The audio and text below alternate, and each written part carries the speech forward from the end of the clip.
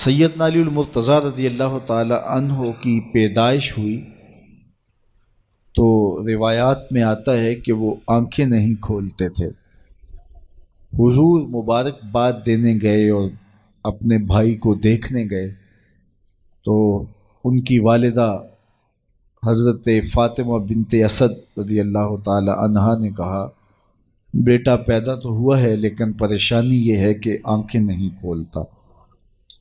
تو آقا کریم علیہ السلام نے اپنا لعاب حضرت علی المرتضیٰ کے منہ میں ڈالا تو مولا علی نے آنکھیں کھول لیں۔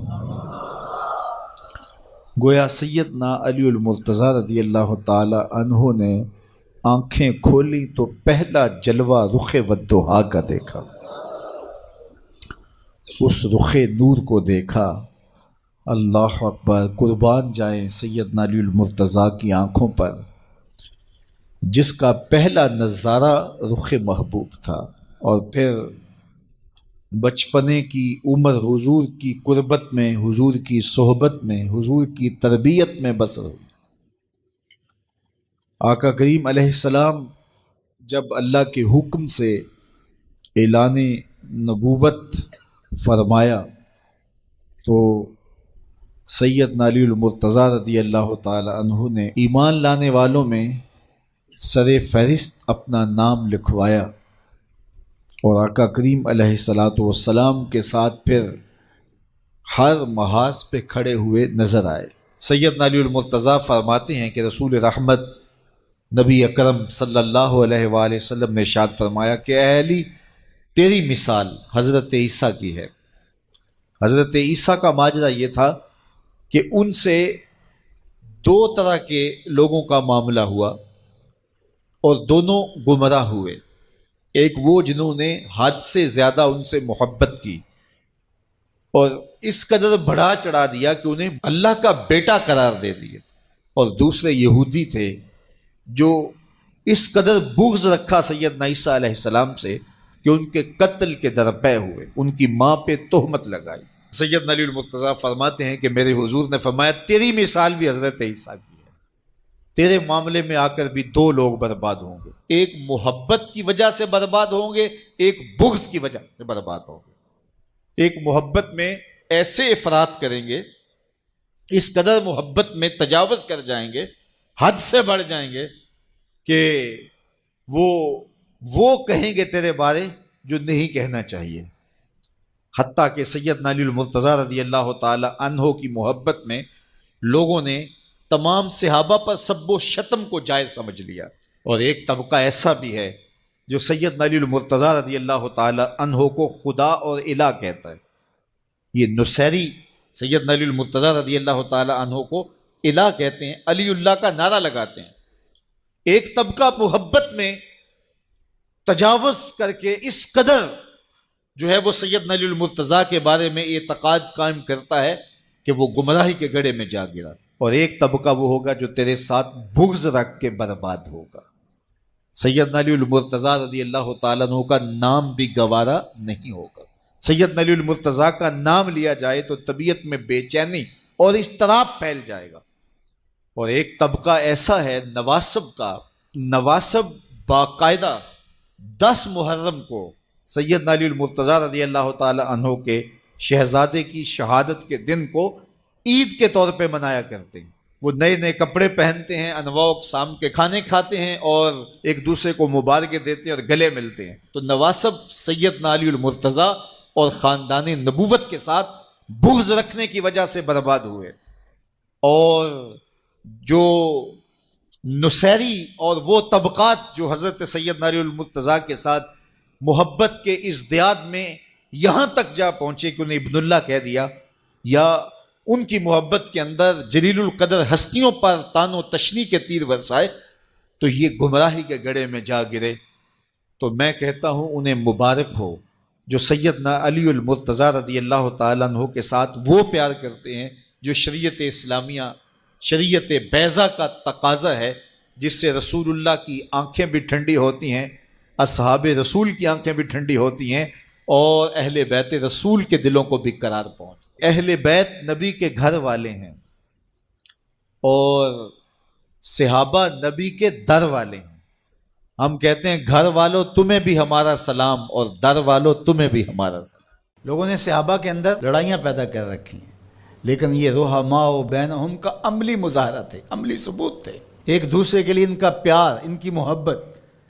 حضرت علی المرتضیٰ اور حضرت سیدنا صدیق اکبر رضی اللہ تعالیٰ عنہ جا رہے ہیں کہ آگے امام حسن کھیل رہے ہیں، تو حضرت صدیق اکبر رضی اللہ تعالیٰ عنہ امام حسن کو اٹھا کر کے اپنے کندھوں پہ بٹھا لیتے ہیں اور ساتھ بولتے ہیں کہ اے حسن تو حضور کے مشابہ ہے، علی کے مشابہ تو نہیں ہے۔ اور حضرت علی المرتضیٰ رضی اللہ تعالیٰ عنہ تبسم کرتے چلے جا رہے ہیں، مسکراتے چلے جا رہے ہیں۔ ان کی تو محبت اور پیار کی کہانیاں تھیں۔ تو کہ نہ شناسی خفی راز جلی ہوشیار باش، اے گرفتار ابو بکر و علی ہوشیار باش۔ اقبال نے کہا تو خفی اور جلی کو نہیں جانتا، جو باریک جال بچھائے گئے ہیں سازشوں کے تو ان سے آگاہ نہیں ہے۔ ابو بکر و علی کو آپس میں مقابل کھڑے کرنے والے سوچ اسلام کے خلاف گہری سازش ہے۔ مجھے بتاؤ کہ اگر حضرت سیدنا صدیق اکبر اور دیگر اصحاب کو جو حضور کی تربیت کا جوہر تھے ان کو غلط ثابت کر دیا جائے تو پھر یہ کس پہ حرف آتا ہے؟ حضور کی تربیت پہ حرف نہیں آئے گا؟ یہ سازش تھی اسلام کے خلاف۔ جو یہ بدقسمتی ہے کہ امت ان سے پیار کرنے کی بجائے آپس میں ان کے ناموں پہ الجھ رہی ہو اور یوں گروہوں میں فرقوں میں تقسیم ہو کے رہ جائے۔ ایک کا پیار دوسرے سے دوری کا سبب بن جائے، یہ کیا ہوا؟ ماں سے پیار کرنے کا یہ مطلب نہیں ہے کہ باپ غلط ہے، اور باپ سے پیار کرنے کا مطلب یہ نہیں ہے کہ ماں سے نفرت کی جائے اور ماں سے دور ہٹ جائے۔ ان کے اپنے اپنے فرائض ہیں، اپنے اپنے منصب ہیں۔ بھائیوں سے پیار کرنے کا مطلب یہ نہیں ہے کہ بہنوں کا انکار کر دیا جائے، بہنوں سے پیار کرنے کا مطلب نہیں ہے کہ بھائیوں کی محبت کا انکار کر دیا جائے۔ اہل بیت کی محبت کا قطعاً یہ معنی نہیں ہے کہ صحابہ پر سب و شتم کیا جائے، اور صحابہ سے محبت کا معیار یہ نہیں ہے کہ اہل بیت کا نام سن کے چیں بجبی ہو جائیں اور چہرے کا جو ہے وہ رنگ بگڑ جائے۔ ہم صحابہ کو بھی مانتے ہیں، اہل بیت کو بھی مانتے ہیں، اس لیے کہ یہ دونوں مشکات نبوت سے پھوٹنے والی کرنیں ہیں، یہ حضور علیہ السلام کے فیضان کا عکس ہیں، اور صحابہ میں اور اہل بیت میں آپس میں منافات نہیں تھی۔ تو یہ تو رحماء بینہم کا عملی ثبوت تھے، عملی روپ تھے، لیکن ہم ان کے اندر منافات کھڑی کر دی اور ان کو دو الگ خانوں میں بانٹ دیا۔ اللہ اکبر۔ کسی نے کہا کہ اہل بیت اور صحابہ ہماری آنکھیں ہیں، تو معترض نے کہا دائیں کون سی ہے اور بائیں کون سی ہے؟ اس نے کہا آنکھیں دائیں بائیں نہیں ہوتی، آنکھیں ایک ہی ہوتی ہیں۔ تو ان کی محبت ہمارا ایمان ہے، کیونکہ محبتوں کا مرکز ذات رسالت مآب صلی اللہ علیہ وسلم، پھر وہاں سے جس کو بھی حضور سے تعلق ہوگا وہ محبت اس سے پیدا ہو جائے گی۔ یار محبوب تو محبوب رہا، اللہ نے ان گھوڑوں کی قسمیں کی ہیں جو محبوب کے غلاموں سے جڑ گئے۔ قرآن اٹھائیے، والعادیات ضبحا فالموریات قدحا فالمغیرات صبحا فاثرن بہ نقعا فوسطن بہ جمعا۔ محبوب تیری ہی نہیں، تیرے غلاموں کی نہیں، تیرے غلاموں کے گھوڑوں کے پاؤں سے لگی ہوئی کھریوں کے ٹکرانے سے، پتھروں سے جو شرارے نکلتے ہیں، میں خدا ان شراروں کی بھی قسم کرتا ہوں۔ محبوب تیرے غلاموں کے گھوڑوں کے پاؤں کے ٹکرانے سے جو گرد اڑتی ہے، اڑتی ہوئی دھول کی بھی قسم کرتا ہوں، اور ان گھوڑوں کے سینوں سے جو آواز نکلتی ہے، میں رب ہو کے اس آواز کی بھی قسم کرتا ہوں۔ اور تم الجھے ہوئے ہو یہاں ابو بکر و علی میں۔ لا اقسم بہذا البلد، مجھے قسم ہے شہر کی، مکہ کی قسم کیوں؟ وانت حل بہذا البلد، اس لیے محبوب اس شہر کی گلیوں میں تو خرام ناز جو کرتا رہا ہے۔ جہاں محبوب خرام ناز کریں وہ گلیاں اچھی لگیں۔ مدینے کی مٹی میں بھی شفا ہے یار، جس شہر کی مٹی میں شفا ہوگی، اور شفا ہوئی کیوں؟ اقبال بولا خاک طیبہ از دو عالم خوش ترست، آن خنک شہرے کے آنجا دل برست۔ کہا کہ اس مٹی میں شفا اس لیے پیدا ہوئی کہ یہاں قدم حضور کے لگے، تو وہ ذرے خاک کے بھی شفا بن گئے۔ جن ذروں کو حضور کے شہر سے نسبت ہو گئی تو جس کو جگر کا ٹکڑا کہا، اور جو مزار کا بھی ساتھی اور غار کا بھی ساتھی ہے، تو ان کی عظمت کیا؟ ہم ہوتے کون ہیں کہ ہم جو ہے وہ ان کی عظمتوں کو تولنے بیٹھ جائیں؟ ہماری اوقات، ہماری حیثیت کیا ہے کہ ہم ان کی جو ہے وہ عظمتوں پر بات کریں، جن کی عظمتوں کو سمجھنا ہمارے بس کا روگ ہی نہیں ہے۔ ہمارے لیے اتنا کافی ہے کہ حضور کی آل کو بھی سلام، حضور کے اصحاب کو بھی سلام، اور ان کے لیے دلوں میں معمولی سا غبار اور میل بھی جو ہے وہ ایمان کی پونجی لٹ جاتی ہے۔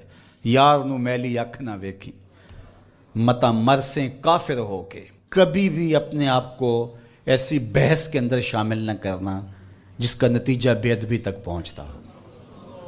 سارا دین حضور کی محبت کا نام ہے، سارا دین ادب کا نام ہے۔ نور اور روشنی چاہتے ہو تو محمد رسول اللہ کی چوکھٹ پہ آنا پڑے صلی اللہ علیہ وآلہ وسلم۔ نہیں تو انسانیت آج بھی دنیا کے اوپر اس وقت جو انسانی آبادی ہے وہ 8ویں ارب میں داخل ہو گئی ہے، 7 ارب سے تجاوز کر چکی ہے، اور 7 ارب 8 ارب آبادی میں کو 500 سے زیادہ مذاہب پائے جاتے ہیں۔ کچھ تو کسی مذہب کو نہیں مانتے، لیکن پھر بھی جو کسی پہ، کسی مذہب پہ، کسی دھرم پہ الہامی یا غیر الہامی یقین رکھتے ہیں، تو ان کی تعداد 500 سے زیادہ مذاہب کی ہے جو دنیا کے اوپر اس وقت میسر مذاہب ہیں۔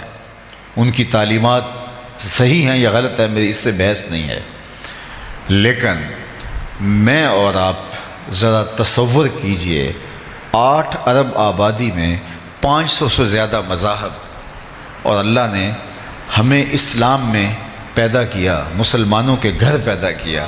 ہم نے کوئی ٹوکن دیا ہوا تھا؟ ہم نے اس لیے کوئی محنت کی ہوئی تھی کہ ہم مسلمانوں کے گھر میں پیدا کیا گیا؟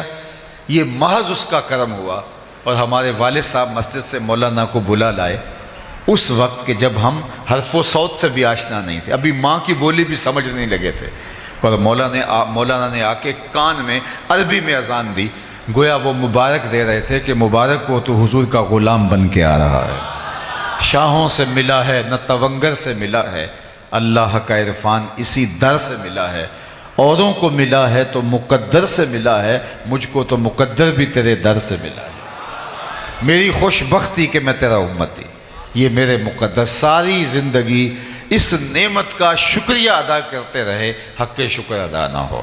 یہ ایک دن کی محفل میلاد کیا، ساری زندگی ان کے نام لگا دیں، حق شکر ادا نہ ہو۔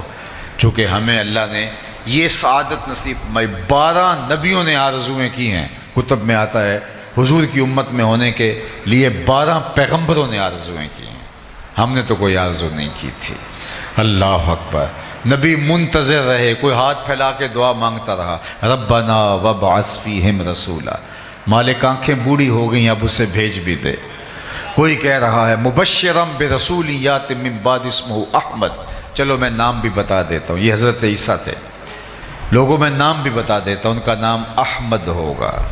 ایک حواری کھڑا ہوا، حضرت جس کے قصیدے آپ بھی پڑھ رہے ہیں، کیا آپ سے بھی افضل ہوگا؟ ہر مرید سوچتا ہے میرے پیر کا جوڑ نہیں ہے، ہر شاگرد کہتا ہے میرا استاد تو پھر میرا استاد ہے، کارکن کہتا ہے میرے لیڈر کا مقابلہ ہے ہی نہیں، امتی بھی سوچتا ہے میرا نبی تو پھر میرا نبی ہے۔ لیکن جب نبی خود قصیدے کسی کی پڑھ رہا ہو تو حیرت تو ہوگی۔ تو حواری نے کہا حضرت جس کے قصیدے آپ بھی پڑھ رہے ہیں کیا آپ سے بھی افضل ہوگا؟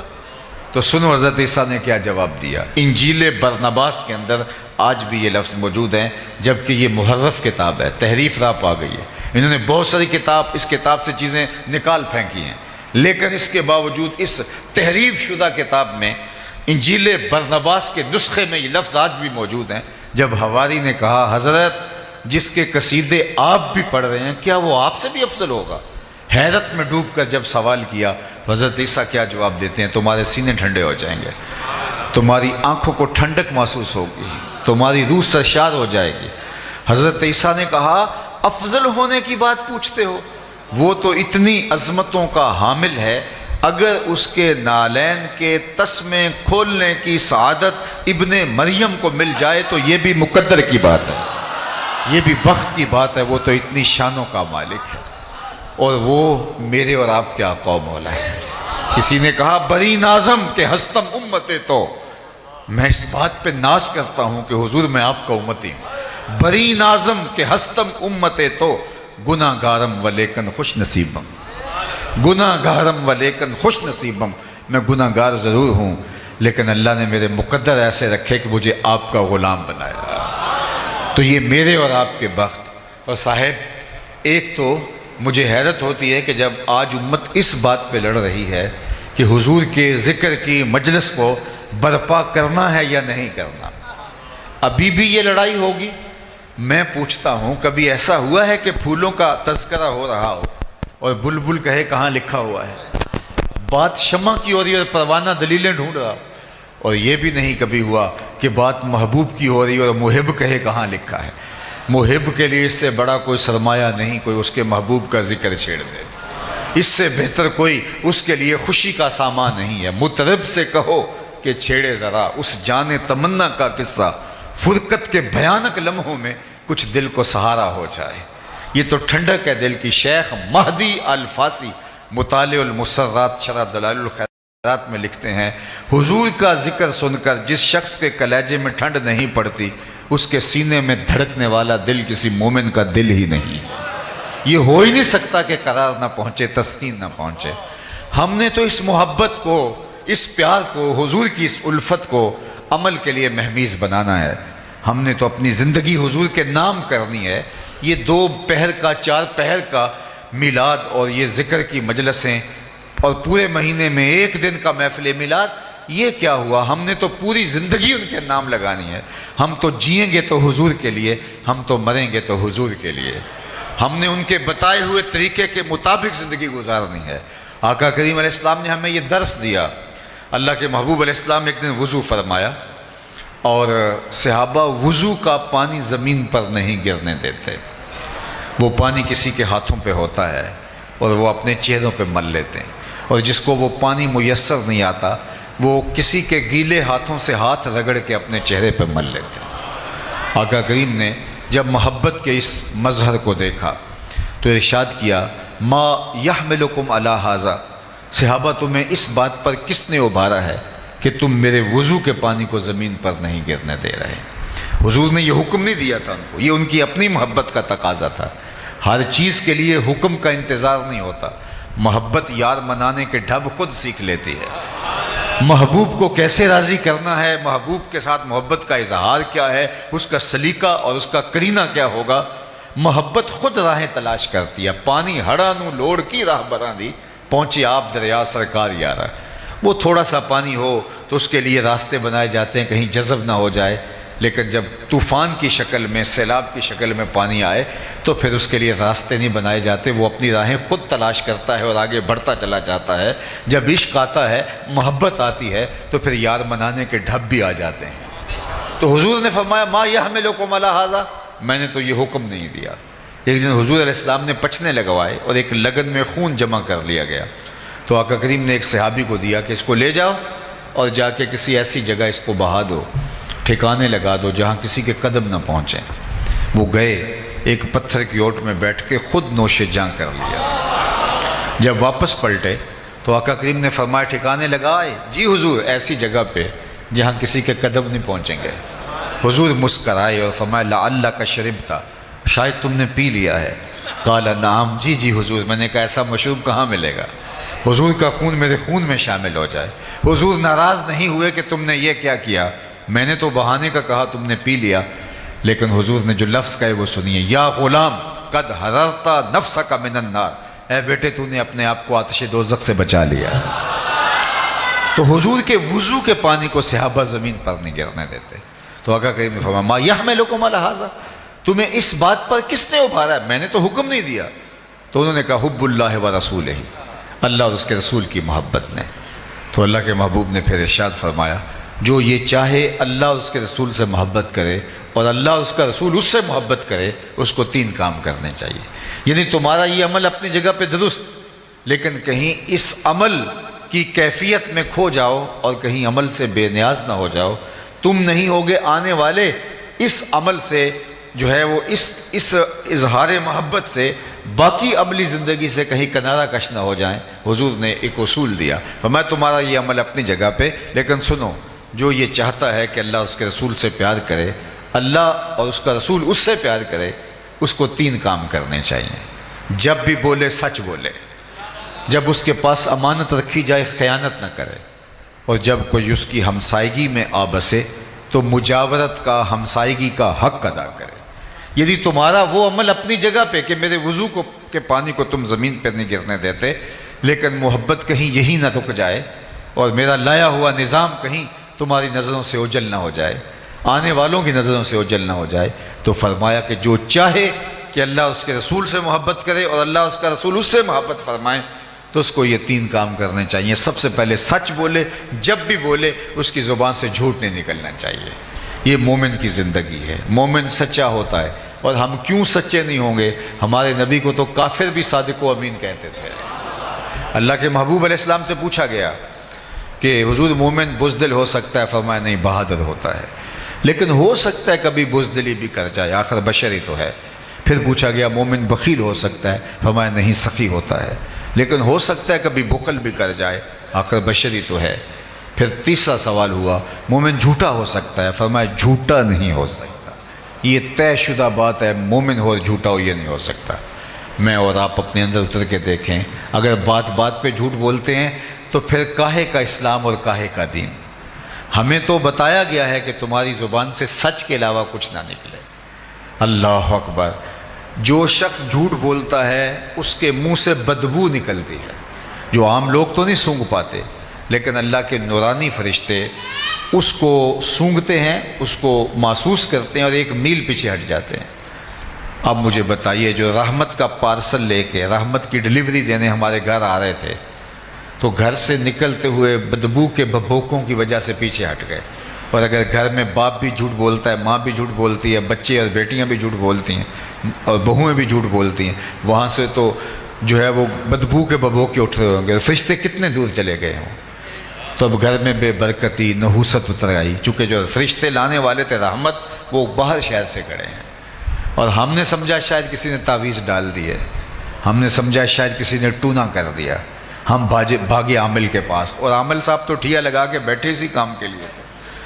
انہوں نے کہا تم وقت پہ آ گئے ہو، ورنہ 2 گھنٹے بھی لیٹ ہوتے تو یہ چل جانے تھے، اب تمہیں اتنے منگل آنا پڑے گا، اتنے بدھ آنا پڑے گا۔ اور جس کو نہانا بھی نہیں آتا تو لوگ جا کے وہاں بیٹھے ہوتے ہیں۔ مسئلہ کیا ہے؟ مسئلہ یہ ہے کہ رحمت کے فرشتے گھر میں نہیں آ رہے، بدبو کی وجہ سے، جو جھوٹ کی وجہ سے پھیلی ہے، تعفن کی وجہ سے، اس عفونت کی وجہ سے وہ شہر کے باہر کھڑے ہیں، گاؤں کے باہر کھڑے ہیں، ہاتھوں میں پارسل لیے ہیں ہمارے حصے کے، لیکن ان گلیوں میں داخل نہیں ہو سکتے، بدبو اتنی پھیلی ہوئی ہے۔ اور ہم نے سمجھا کسی نے تعویذ ڈال دی ہے، بلکہ وہ عامل کہتے ہیں بندش کر دی ہے۔ یہ ایک عجیب اصطلاح ہے۔ رزق کھولتا بھی اللہ ہے، رزق بند بھی اللہ کرتا ہے۔ اللہ تعالیٰ کے اختیار میں، یہ کسی کا بس نہیں کہ کسی کا رزق باندھ دے۔ اگر کسی کے بس میں ہو تو کوئی کسی کو 2 لقمے بھی نہ کھانے دے۔ رزق اللہ نے اپنے ذمہ کرم پہ رکھا۔ وَمَا مِن دَابَّةٍ فِي الْأَرْضِ إِلَّا لِلَّهِ رِزْقُهَا۔ زمین پہ چلنے اور رینگنے والی کوئی چیز نہیں جس کا رزق اس کے ذمہ کرم پہ نہ ہو۔ اور رزق اس کو بھی دیتا ہے جو اسے مانتا ہے، اور رزق اس کو بھی دیتا ہے جو اسے نہیں مانتا۔ لیکن اللہ تعالیٰ جل شانہ ہدایت اسے دیتا ہے جس کو پسند فرماتا ہے۔ تو اس لیے پہلی چیز فرمایا جھوٹ نہیں بولنا۔ دوسری بات فرمائی جب تمہارے پاس امانت رکھی جائے اس میں خیانت نہیں کرنا۔ اللہ اکبر! کوئی چیز رکھی جائے امانت کے طور پہ، وہ مرئی چیز ہو، مبصر چیز ہو، یہ تو بڑی بات ہے۔ ہمارے دین نے تو ہمیں یہاں تک بتایا کہ اگر تم سے کوئی بات کرے اور بات کرتے ہوئے دائیں بائیں دیکھے تو اس کا مطلب یہ ہے وہ چاہتا ہے کہ یہ میری بات کوئی اور نہ سنے۔ فرمایا تمہارے اوپر وہ بھی واجب ہے کہ اس بات کو کسی تک نہ پہنچائے۔ یعنی تمہارے سے کوئی بات کرتا ہوا دائیں بائیں دیکھے تو وہ بات بھی امانت بن جاتی ہے۔ چہ جائے کہ کوئی چیز لا کے تمہارے پاس رکھے اور بعد میں تم ہڑپ کر کے بیٹھ جاؤ اور تمہاری دینداری میں فرق ہی نہ آئے، لوگوں کی جائیدادوں پہ قبضہ کر جاؤ، لوگوں کی زمینوں پہ قبضہ کر جاؤ، لوگوں کے گھروں پہ قبضے کر جاؤ، لوگوں کا مال کھا لو، اور پھر بعد میں عمرے اور حج کرو۔ وہ عمرے اور حج اس کھائے ہوئے مال کا کفارہ نہیں ہو سکتے، یہ دینا ہی پڑے گا۔ جس نے کسی کی 1 انچ بھی دبائی، کل قیامت کے دن 7 زمینوں کا توق اسے گلے میں ڈال دیا جائے گا۔ اس دن تو ایک عمل کا حساب ہونا ہے۔ تو امانت اگر تمہارے پاس رکھی جائے تو اس میں خیانت نہیں کرو گے۔ اور تیسری بات فرمائی کہ جو ہمسائے ہیں ان کے حقوق کا خیال رکھنا۔ اللہ اکبر! جو اللہ اور پچھلے دن پر ایمان رکھتا ہے وہ مہمان کی تعظیم کرے اور ہمسائے کی تکریم کرے۔ اللہ اکبر! فرمایا اللہ کے محبوب نے مجھے ہمسائے کے بارے میں اس قدر تاکیدات کی گئیں کہ مجھے لگا کہیں مال کے اندر، جائیداد کے اندر، وراثت کے اندر حقدار نہ ٹھہرا دیا جائے، اس قدر مجھے جو ہے. اور جو ہمسایہ ہوتا ہے وہ 40 گھروں تک ہوتا ہے، صرف ہمسایہ وہ نہیں ہے جس کی دیوار لگتی ہے، 40 گھروں تک ہمسایہ ہوتا ہے. اور ہم نے تو یہ سنا ہے اگر ہمسایہ بھوکا سو جائے 40 دن نماز قبول نہیں ہوتی. ہم کون سا دین لیے پھرتے ہیں؟ لوگوں کی زندگیوں کو تنگ کیا ہوا ہے اور ہم دیندار بنے ہیں. لوگوں کو اذیت دے رہے ہیں اور ہم دیندار بنے ہوئے ہیں. لوگوں کی زندگیوں کو جہنم بنا کے خود جنت کے طالب ہیں. ہم نے اگر جنت پانی ہے تو لوگوں کی زندگیوں کو جہنم نہیں، لوگوں کی زندگیوں کو دنیا پہ جنت بنانا ہوگا. اور جنت کا بھی نقشہ مولوی صاحب نے کوئی اور ہی پیش کر دیا ہے. ہر وقت جنت، جب مولوی صاحب جنت کا ذکر کرتے ہیں تو سوائے حور سے نیچے لینڈنگ ہی نہیں ہوتی ان کی. اور حور کے جس طرح نقوش بیان کر رہے ہوتے ہیں، حور ایک حقیقت ہے، ہمارے واقعہ میں اس کا انکار نہیں کرتا. لیکن کیا پوری جنت کے اندر صرف اللہ نے حور ایک بنائی ہے اور مولوی صاحب اس کو جس طرح سے جو ہے وہ پیش کر رہے ہوتے ہیں. سنو جنت کا نقشہ قرآن نے بیان فرمایا، ذرا وہ بھی سنو.